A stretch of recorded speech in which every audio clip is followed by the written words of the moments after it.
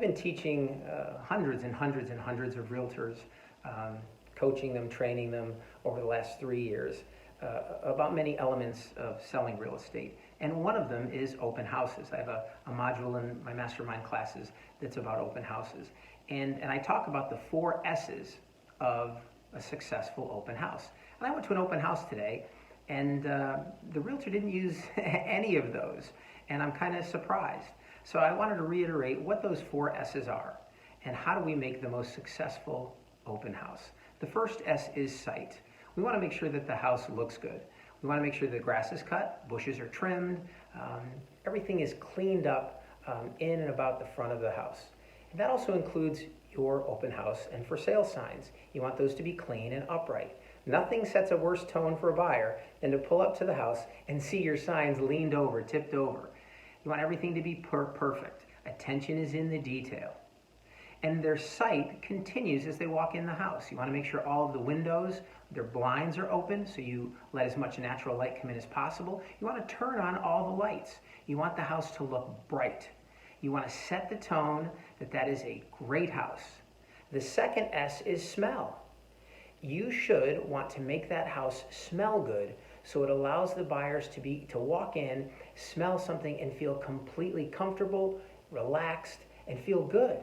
I would recommend that you bake some cookies. As simple as that sounds, go in advance, bake some cookies so that the smell of cookies radiates through that house as they walk through it. You want every sense of a buyer to be activated and telling them that this house is great. If the house smells good, it's one more part of their conscious and subconscious that's going to make them like the house.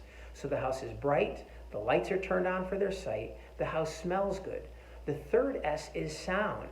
You should have relaxation music playing throughout the house.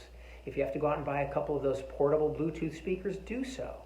Because again, you want your buyer to walk into this house and you want every sense on fire telling them that this is a great house. It looks good, it smells good, it sounds good. And the fourth S is sign in. You want the buyer to believe that there's a lot of interest in this house, and you want to convey that there's a lot of interest, which means they have to act quickly. They have to offer more money. And how do we do that? Well, what we don't want to do is have an electronic sign-in.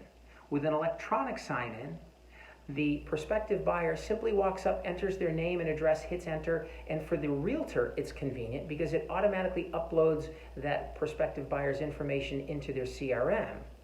But it doesn't convey to the buyer who, if any, other buyers have been at the house. And that is a critical element. And while it's the fourth S, it's huge. If you have a handwritten sign-in sheet, it will show the prospective buyers how many other people have come to this house. And if nothing else, they now have to consider there could be other offers. And more importantly, there's lots of interest in the house, which makes them have to act quickly. Your obligation as a realtor is to get the best offer price for the house and to get it as quickly as possible. By using an electronic sign-in, you really reduce any of the motivational or incentives for a prospective buyer to act. And the old hand sign-in sheet works wonders. So to reiterate the 4 S's of a successful open house, you've got sight, make everything look good. The attention's in the detail, make it smell good.